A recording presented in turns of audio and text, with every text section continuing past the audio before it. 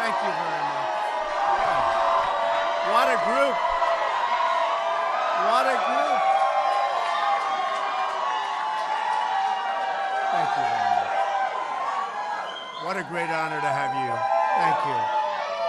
It is a great, great honor to have you in the White House. Thank you very much.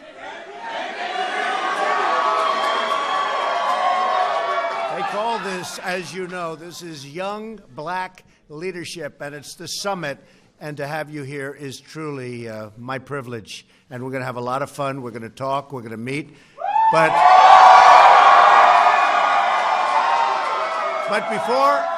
before I do, I'd like to begin, and you are leaders. You're real leaders.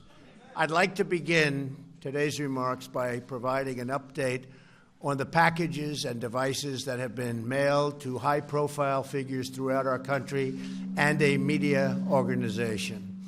I am pleased to inform you that law enforcement has apprehended the suspect and taken him into custody.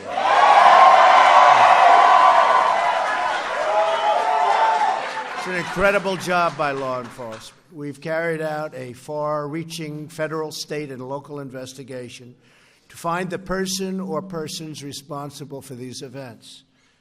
These terrorizing acts are despicable and have no place in our country. No place. I've instructed authorities to spare no resource or expense in finding those responsible and bringing them to swift and certain justice. And we will prosecute them, him, her, whoever it may be, to the fullest extent of the law. We must never allow political violence to take root in America. Cannot let it happen. And I'm committed to doing everything in my power as president to stop it. And to stop it now. To stop it now. I have just concluded a briefing with the Department of Justice following the apprehension of the suspect. I want to applaud the FBI, Secret Service, the Department of Justice, the U.S. Attorney's Office for the Southern District of New York, the NYPD, and all law enforcement throughout the entire country, incredible partners. These people have worked so hard, and to have done it so quickly, it's looking like it's a needle in a haystack. How do you do this so quickly? They've done an incredible, incredible job, and I want to congratulate them.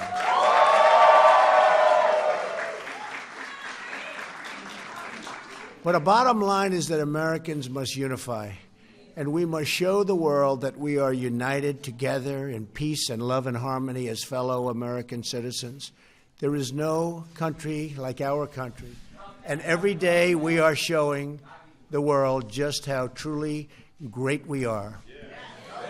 So you are really very special people. I wanted to say that before our little talk, and I appreciate the time you've given me. And boy, one day, one of you is going to be standing. It could be 3 or 4 of you, actually, but you're going to be standing right here.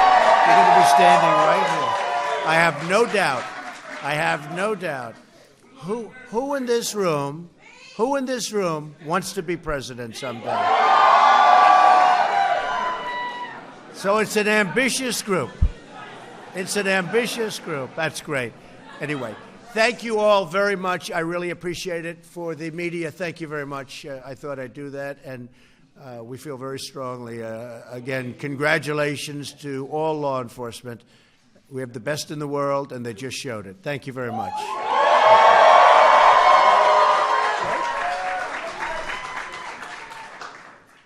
Now to the subject at hand. And it is my great honor to be with so many brilliant, and that's what you are, brilliant, courageous, patriotic, and proud Americans. Seeing all of you here today fills me with an extraordinary confidence in America's future and the great, great future of our country. Each of you is taking part in the Young Black Leadership Summit, because you are true leaders on your campuses, in your churches, and in your communities. You are leaders. Leaders of the future. You're leaders of the present also. Remember that. You're leaders of youth.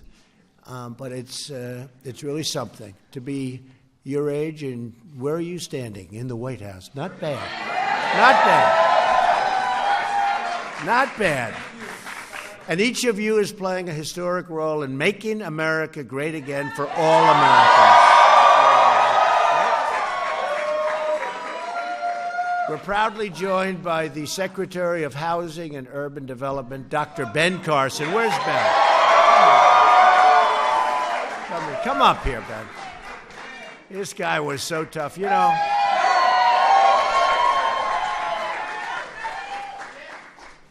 I had to run against him, I want to tell you. He was brutal. He was tough. And he's my friend. He's my friend. It's amazing the way you can respect somebody. You are.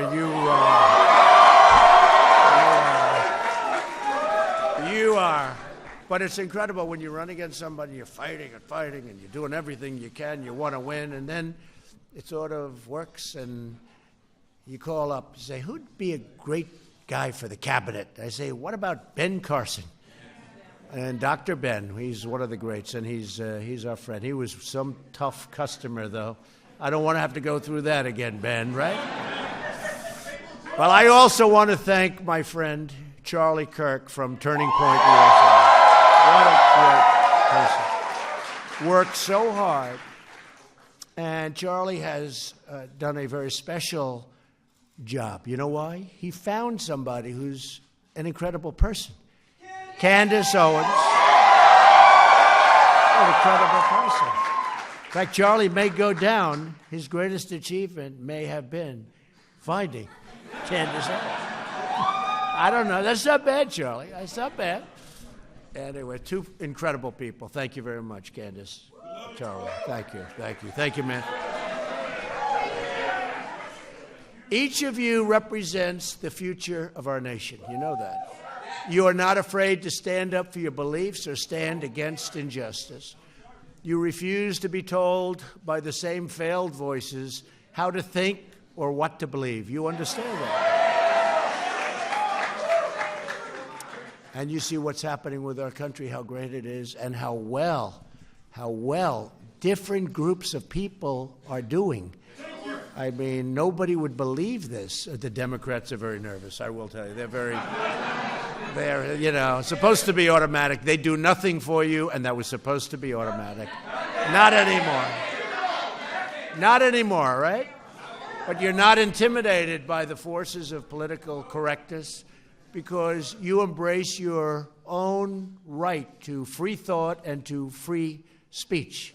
History is fashioned by those like you who step up to the plate and get into the game and get the grand slam home run. I was going to say home run. Let's go for the grand slam home run. Right? That's what you're doing. That's what you're doing, man. That's what you're doing.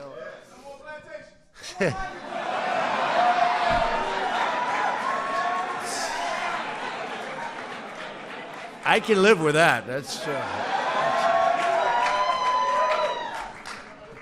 I was never a fan. You know that, right? I don't know. Not everybody's going to understand. I was never a fan. I guess I proved to be right. But you are demanding a better kind of politics in America. Really are. One where those who have the courage to speak are not attacked, but instead really applauded for what you're doing and what you're saying and how you're helping people. For example, we are grateful to Kanye West. How about Kanye? I don't know. And, you know, Kanye was very interesting because we get these poll numbers, and a lot of them are fake polls. I call them fake polls. And one of the pollsters comes, Kanye leaves, and Kanye's really a great guy. He's a little different, do we say? He's a little different. But he's a smart guy and a good guy. And Kanye came up, and he hugged me, and he's wearing the Make America Great Again cap, and he said, this cap, I feel like Superman. But he understands he's really something very, very special and interesting, and I see why people like him.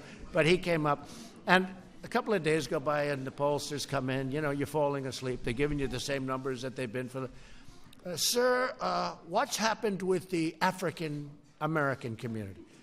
I said, I don't know. Tell me, what's happening? I don't know. I wasn't thinking. They said, your numbers have gone up like 26 points, which is unheard of. So I think Kanye, he may be the most powerful man in all of politics, right?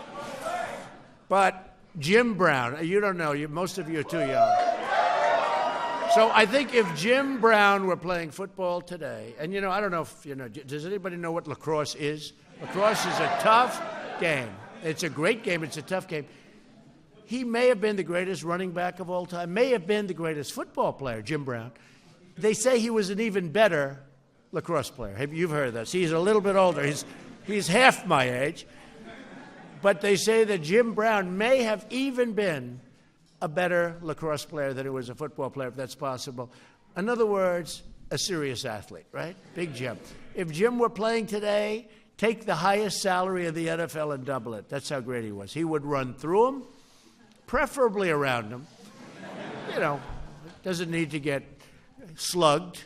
But he would run through him, he'd run around him, he'd run any way you could, but you couldn't stop him. He was something really special, and what a great guy. And he's been there for a long time. He's been with us for a long time.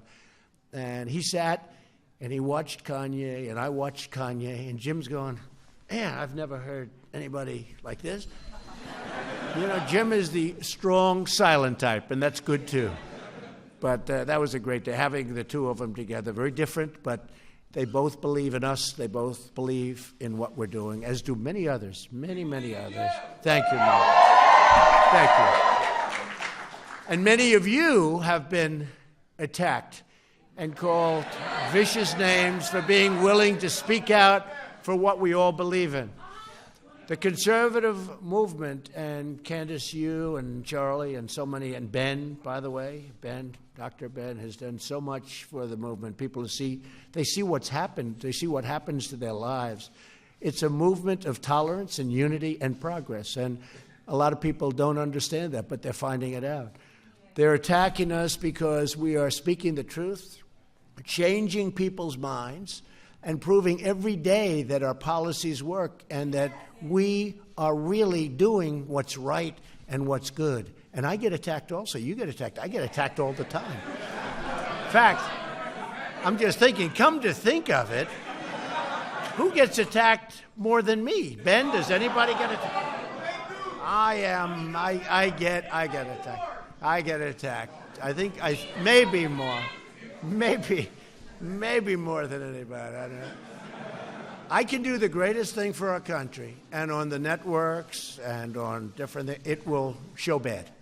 They will take it back because fake news. But they will, no matter what. If it's, I won't use examples. And today is just sort of a very special day because we caught somebody that hopefully that'll all pan out to be 100%, but it probably will. But today's a special day for that reason. But, we all get attacked, and we're smart, and we understand where they're all coming from. And there's another word that I can just look at these incredible, beautiful, and handsome faces. See, today you're not allowed to use those terms because, they'll say, but you know what? I'll use it anyway. Beautiful, handsome. Well, look at all these handsome faces. I'll use it. Candace, I'll take my chances on that, okay? It's not politically correct. We have to bring that back into the world of being okay, right? Don't you agree? We're going to bring that back. But I see it. You really understand what's happening. You've got it. You're very special. You've got it. And that's why you're here. And other people aren't. But there's a word. A lot of people are jealous of you. They're very jealous. And jealousy is a very bad thing. It's mean. It's nasty. But people that are jealous, they never make it. They're jealous, they never make it. They'll be looking at you in 20 years, and you'll be at this plateau that they just will be so angry, and it's just... But remember, there's a word called jealous, and you have a lot of people that are very jealous of you and how far you've come and how quickly you've come. So I just want, it's an unfortunate thing, probably will be with us for a while, but That's a word that we have to understand because it's used against us very much. The word jealousy. The worst tendency in our politics is to tell people what they should believe based on their race or religion or color or creed. Right? Such a setback. We reject the politics of division, and we embrace the unity of being American. Really great. We are one people, one family, and we are one nation saluting one great American flag. And by the way Jim Brown talked about the flag the other day was great. I said, I hope we have that because it was beautiful. What he was saying was just incredible. As well as I've heard anybody say it, I've heard everybody talking different views, different everything about the kneeling or the not kneeling. Jim Brown, the greatest of them all, Jim Brown talked about the American flag, and we have it, and it was incredible. And these folks have it, and I wish they'd put it on because it was incredible. Our agenda of America First belongs to every citizen, and we will put America first. You know, we haven't been doing that, and we've been taking care of countries that don't even vote for us at the United Nations. You know, we give tremendous amounts of aid to countries that don't need it. We take care of military protection for countries that are rich. By the way, they're starting to pay up. If you folks don't mind, they're starting to pay up. Beautiful.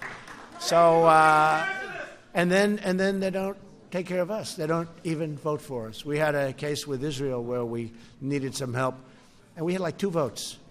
And then I said, you know, all these countries, we give billions and billions and billions of dollars in aid. And I just made a statement. I said, I want you to know that we are watching you, and we are watching you vote today on Israel. And we don't like what we're seeing. We've backed you, and we need this vote. And because Israel has been a great ally, we've done a lot for them, but they've done a lot for us. And in the Middle East, it's nice to have somebody that you can rely on. And so what happens is we end up getting 68 votes. So we went from 2 to 68 because we said, aid, you're not going to get it, or maybe you're not going to get it, or we're watching. You have to watch. And amazing how that changes the vote. Isn't it amazing? But whether you're African American or Hispanic American or any American, really any American at all, you have the right to live in a country that puts your needs first. So we're so grateful. Because people said, I heard this one a couple of weeks ago. I said, give me a break. They said, America first. That could be racist. I said, racist? Racist. Why is that racist? Here we are. I think does everybody in this room agree? You're living in America. America first, right? You're here. Racist.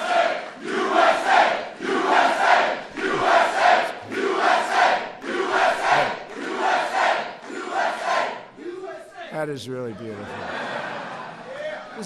This is a beautiful meeting. I have to be honest with you. I go to a lot of them. Some of them I'm, a little bored. I do my thing. I say my words. I say bye, everybody. And I go and I say, it's all right. But this is a very exciting place.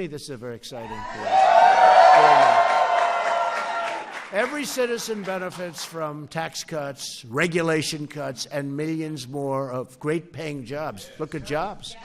Every citizen benefits from lower crime, safer communities, and school choice. Every citizen benefits from reducing the price of prescription drugs, which we did yesterday, got very little coverage. I was told by a very prominent, congressman, I must say, a few of them, one was a Democrat, very strong, said the reduction of drug prices is more important than health care. And we're doing great on health care, but I've always wanted, it's been really a thing, and we set it up so it's so good. And we had a big, big announcement yesterday, and we are reducing drug prices tremendously. And it didn't get the kind of coverage it should have because it was a big thing. But, they also were competing with this story that took place that now our law enforcement's done such a good job, so maybe that can start to disappear rapidly because we don't like those stories.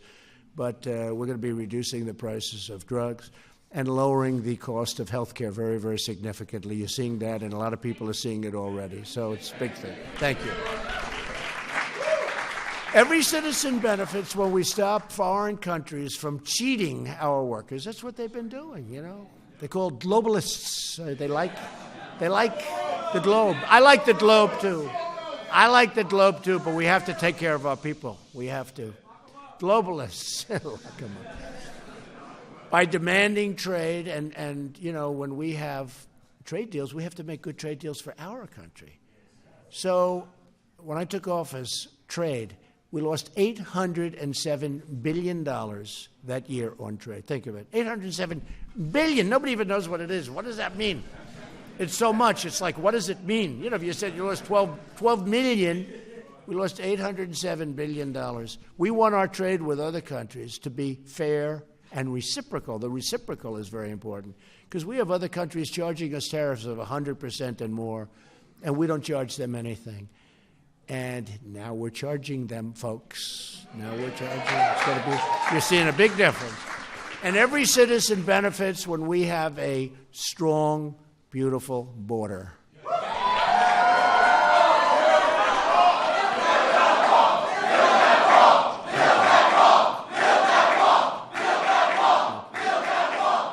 And that's happening. And we have a big, as you know, they call it the caravan. It's a big caravan.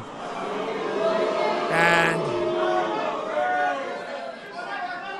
I called up the military. This is the military, greatest military in the world. I called up the military. We're not letting them in. They ought to go back now because we're not. Now, do we want them to apply and come in legally? Absolutely, yes. And millions of people are right now waiting, and they've been working this process for, in some cases, 10 years, and they're almost ready to come in. And then they look on television and they see people just walking in. Not going to happen. It's not going to happen. And we also want people to come in on merit. We need people to help us with all the companies that are moving back to the United States. We have tremendous amounts of companies moving back in. We want people to come in on merit, not people that come in and have no chance of ever loving our country, loving our people.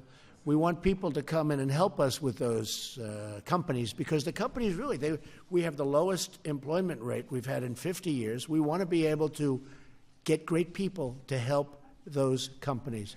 But we have tremendous opportunities, tremendous, big, powerful, beautiful companies moving in and coming back. And when you were a little bit younger, like maybe, well, for a long time, I could say this. I could actually go, how about 2 years ago? Companies were moving out like you wouldn't believe, and now they're moving back in, and they're all moving back in. Illegal immigration has been especially harmful to African American communities and also to Hispanic American communities by depressing wages and replacing workers. That's been happening, and it's been very unfair. All Americans have the right to have their laws enforced and their borders protected. We don't have borders. We don't have a country. For decades, policies advanced by Democrats have eliminated opportunity and wiped out good-paying jobs and even great-paying jobs for the black community. You know that. Think of it. Their policies are absolutely adverse to the black community. When I ran for president, I asked black Americans to give me a chance with your vote by saying, what the hell do you have to lose? Remember? Ben remembers that.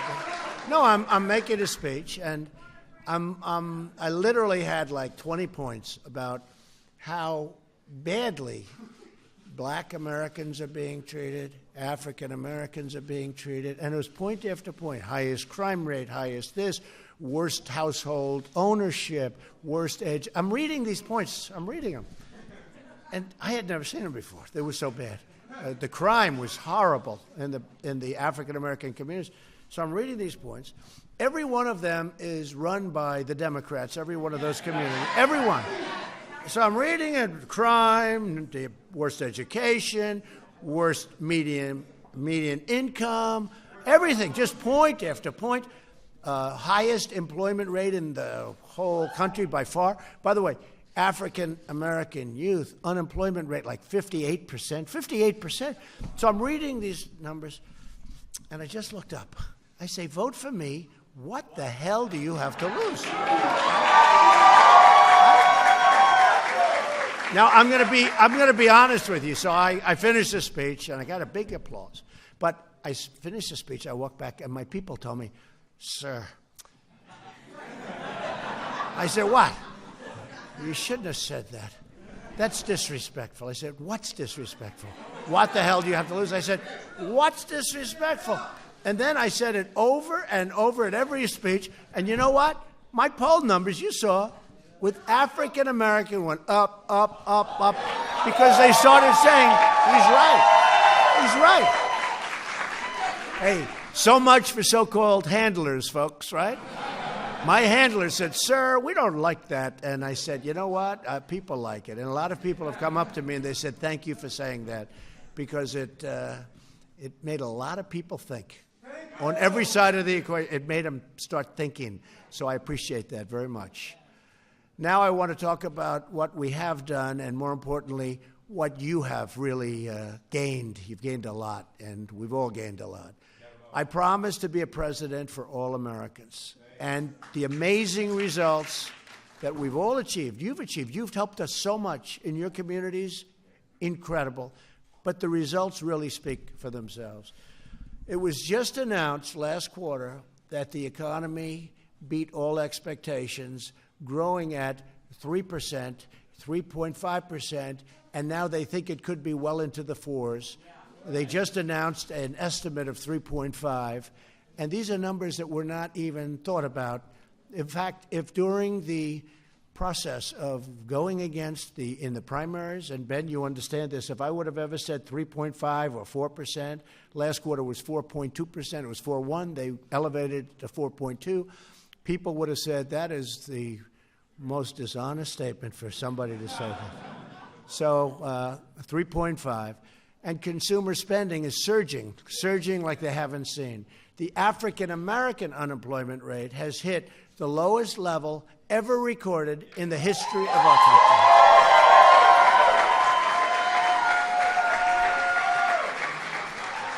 And that took a big, beautiful, the change has been so incredible just in the 2 years. But think of that, that's in history, That's a tough soundbite for my opponent when we run, whoever that opponent's going to be. By the way, African-American unemployment is lowest in history. I don't know how you beat that soundbite. And we're going to do better and better and better. But now we'll just make it better and better. I vote Democrat again. You're right. The unemployment rate for African-American women has also reached the lowest number ever recorded. Congratulations. African-American youth unemployment, which was really in terrible shape, those numbers, is the lowest level ever recorded, history. The African-American poverty rate is now at its lowest level in history. So the poverty rate is at the lowest level. I think this is awfully tough for the Democrats to debate. Let's say we're debating, and I throw a couple of these numbers. How do they get us, right? How do they get us? Candace, this is a tough number to beat, right? Businesses owned by African-American and Hispanic women are growing at a faster rate than any other kind of business or business-type ownership. Think of that. African-American women, entrepreneurs. That's fantastic. That's a great number right there. Think of it, growing faster than any other business or business group. But it's called winning, right? Winning, yes, I got it. But we still have a lot to do. The Democrats' policies, and you notice I never say the Democratic, party. You know, the word is Democrat. But when you say Democratic, it's much nicer sounding, right? They should change their name, actually, but I'm not going to tell them that. I don't want to see all those cameras. I don't want to tell them that. But they say the Democratic Party. It's not that. It's called the Democrat Party. Doesn't sound good, right? I hate it. I hate to say it. You know, you're making a speech, and then you say the Democrat Party, and a lot of people say, oh, it should be the Democrat, because it sounds so much better. They should actually change the name. I'm giving them free advice. Change the name, because we'll still beat them. Their policies are no good, so it doesn't matter. Right? But Democrat policies have led to unsafe communities, failing schools, over-incarceration, which is a big thing that Jared Kushner is working on. There's Jared. Look at Jared. Hi, Jared. He talks about that, the prisoners, and they get out and they couldn't get jobs now. You know, it's one stat that I wasn't going to even mention today. It wasn't in part of it, but we're very proud. Jared Kushner has worked so hard on this, and beyond anything you can believe. Maybe he feels more strongly about this than any other thing you're working on. He's working on some very exciting things. But now, for the first time ever, think of this, prisoners, because the economy is so strong, for the first time, prisoners are getting jobs. And you know what's happening? They're getting a second chance. And I think, frankly, the African-American community, it's not a point I ever bring up because, you know, you don't associate it with anything, but except for the prisoners themselves. But the African-American community appreciates that maybe more than anything we've done. And maybe I should stop bringing it up. What has happened is the economy is now so strong that people are hiring people that got out of prison, giving them a second chance, and giving them a third chance, really, and giving them a lot of chances in some cases. But I'll tell you what, I've spoken to friends of mine who would have never, it wasn't even on their radar. And now they're hiring people getting out of prison. And one of my friends said, you wouldn't believe it. They're like incredible. They're incredible. And I don't mean everyone, because there's no, even in this room, we probably have a couple of bad ones, right? What do you think? Are there any bad ones, huh? No bad ones? But, you know, some of them won't work out, right? Some of them won't work out. But I'm hearing from people that it's incredible how good they are. And they are really, the employers are really appreciated by the people that come out because they've given them that chance. This one friend is beyond. He's doing it more and more and more, and he's had tremendous success. Now, that's a little artificial because it's done because the economy is so good it's hard to get people. But we've started a whole trend because not only are they getting the people, but they're doing a fantastic job. So I'm so honored by that. It's something nobody talks about, and to a certain extent it's because of the economy. But now it's going to carry over beyond the economy, and it's really something we should all be proud of that one. Too many black Americans are trapped in failing communities. We understand that. And I talk about this. In the past, the black community has been promised everything from the Democrats, by the Democrats, and they've gotten nothing. They've gotten nothing. And there's been no incentive. You know, incentive is an important word. There's, like, you have an incentive to be great. You know, you see the incentive. You feel it. Like just being in the room today. There's no incentive. It's like you're giving, but ultimately that becomes a trap. It's all a big trap. While the Democrat Party, see, Democrat, is obsessed with resistance, we are focused on results. We want results.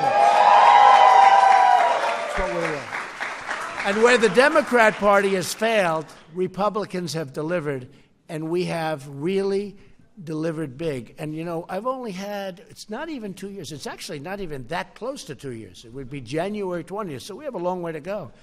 And I can say, and I say it all the time, and I have to be careful because they'll always correct me if I'm slightly wrong, but no other president, no other administration has done in its first 2 years anything near what we've done with regulations, with the big tax cuts, with choice for our veterans, with what we said about prisoners and coming out. I mean, you know, hundreds of things. We've done so many things. And the economy, of course.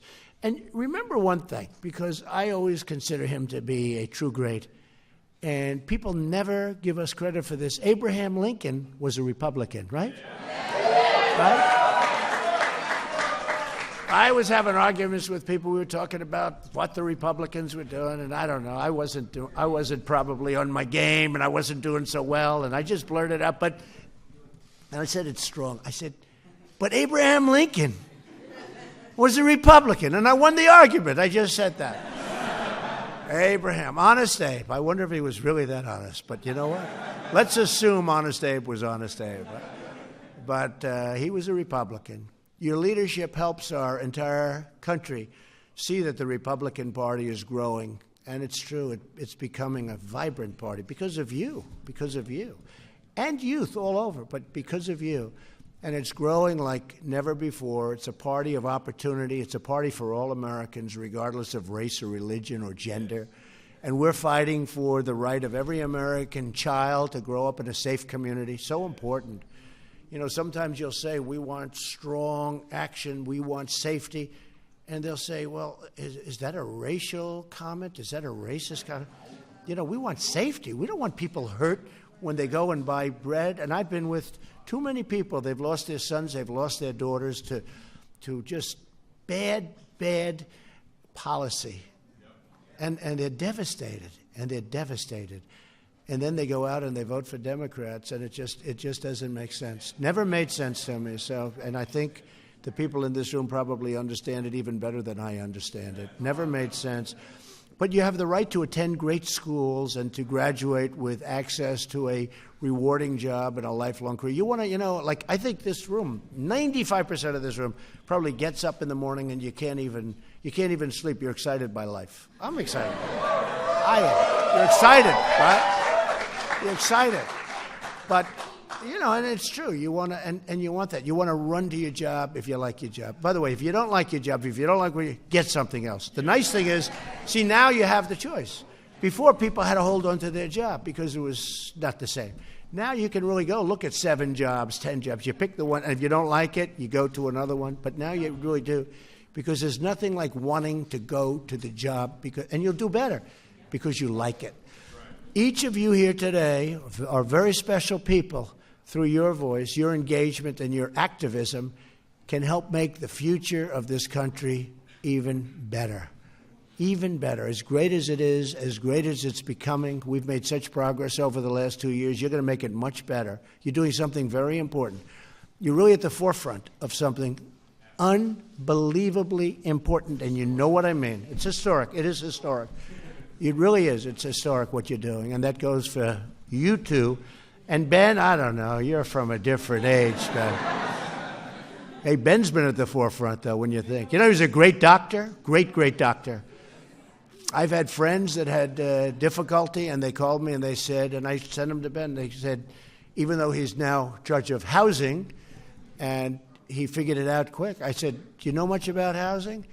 He said, not that much. I said, yeah, but you're as smart a guy as there is. You'll figure it out. He's all figured it out. You figured it out, Ben, huh? But he was a great brain surgeon, and I've actually sent people to, just for reference, like they have a problem, and you have given them great advice. He sent them to the right people, just as a thing to do, people that were in big trouble. Ben Carson is a special person. So you are all the future of this nation, I have to say that, and there's nothing you cannot do. There's nothing you cannot do. And you're not alone. You're giving courage to others. You're opening up their minds. And to start fighting, you're really fighting for real change. This is real change, and you're not even fighting for it. You're doing it it's like you're just doing it. We don't even have to fight for it. Once you're on the right path, you don't have to fight for it. You're just doing it. It's just happening. And it's happening, again, because you love what you're doing. You see it. Well, thank you. And you have a clear, and I love you too. But you have a clear vision. It's a clear vision. When you do that, you don't even have to fight. But if you meet every day with optimism, I say it all the time, if you confront every obstacle with determination, never quit. Do we have any quitters in this room? Anybody quit? Not one hand. Are you raising your hand? You don't look like a quitter. This is waving to me, not... Thank you. If you face every challenge with confidence and pride, really like Candace has done. I mean, I saw Candace originally with Kanye again. This Kanye is something, right? But just unrelated. And I said, who is that? Right? But you. And here we are. Look how she's like a rocket ship, right? Boom. Then there's really no goal you cannot achieve and no dream beyond your reach. Nothing. And you will. There will be people in this audience, I really believe that will be standing here someday. So do what you love. Look out for your neighbors. Care for your fellow citizens. And always keep the courage of your convictions. And you've got that courage. Never, ever stop fighting. Always do something you believe in. But never, ever quit. Never, ever give up. You know, I know a lot of people over the years. And I went to a great school, business school. The Wharton School of Finance, a great school, one of the really great schools. And we graduated, and I watched the smartest and the less smart. They were all smart, but they were a little less smart. And some of the really great geniuses, they didn't make it nearly as big as others because they didn't know how to win. They didn't fight as hard. They tended to quit a little bit sooner. Never, ever give up. Never. It's the biggest thing. Never quit. Make sure your vision's right. Your vision is right. Make sure, no, it is right. I mean, other people have a wrong vision. Never going to happen. They're never going to make it. I can tell you right now that the forces are too strong. They're never going to make it. Your vision's incredible. But never give up. Never. I've seen so many people, such talent, great geniuses. They don't have that little extra kick. You see it in sports all the time. That's the great thing about sports, the metaphors. You see it where somebody's this great champion, and you don't know why is that person just better than others, because it's this, the heart. It's the heart. So you're Americans, and the future belongs to you. You're great Americans, and I have to say it's my honor to have all of you at the White House. It's a very special place. Think of it. Started in really about 1792. Now, that's old, but, you know, when I left China, I said, man, they consider this a modern building, right? I was with President Xi because we're making a very good trade thing. They want to make a deal so badly. And I said, you're not ready yet. No, you're not ready. No, I told them you're not ready yet. I did say that. They've never heard that before, but I said, you know. But, you know, when they see a building that's, you know, a 1790 type version building, what they say to themselves, you know, that's like a new building. So, but for this country, this is in 1790. If you remember number 6, I'm 45, number 6, President number 6, you know who that was? President number 6 was the first occupant of the White House, but the history here is incredible. And anybody to make it to the White House at your age, most of you are so young, it's incredible. You are really on an incredible path. I just want to thank you all for being here. It's my honor, and God bless you all, and we're with you. Thank you.